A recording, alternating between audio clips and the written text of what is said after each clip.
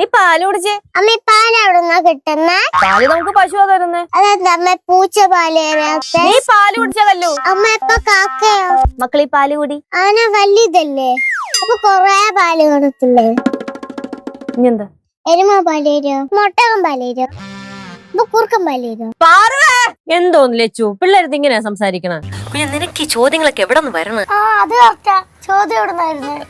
സിദ്ധു എവിടെയെന്ന് ഒരുപാട് പേര് കമന്റ് സെക്ഷനിൽ ചോദിക്കുന്ന കണ്ടു. സിദ്ധു ഇപ്പോൾ ഒരു ട്രിപ്പിലാണ്. ഹരിദ്വാർ ആ ഒരു ലൊക്കേഷനിലേക്കാണ് സിദ്ധു ഇപ്പോൾ ഉള്ളത്. ഗംഗ ആ ഒരു ലൊക്കേഷനിൽ ആ ഒരു ഇൻസ്റ്റഗ്രാം വഴി കിട്ടിയ ഒരു അപ്ഡേറ്റ് ആണ്.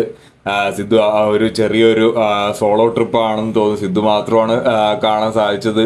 അപ്പോൾ ആ ഒരു ട്രിപ്പ് കഴിഞ്ഞ ഉടനെ സിദ്ധു എത്തിയ ഉടനെ ഉപ്പുമുളകിലേക്കും സിദ്ധു തിരിച്ചു വരുന്നതായിരിക്കും. അപ്പോൾ അതുവരെ ഒരു കുറച്ച് ചെറിയ ചെറിയ എപ്പിസോഡുകൾ ഉപ്പുമുളക് ടീം പ്ലാൻ ചെയ്ത് വെച്ചിട്ടുണ്ട്. അപ്പോൾ അതാണ് ഇപ്പോൾ പോകുന്നത്. കല്ലുവിൻ്റെ ഒരു പാറക്കുട്ടിയൊക്കെ വെച്ചിട്ട് ഒരു ചെറിയൊരു സംഭവമാണ്.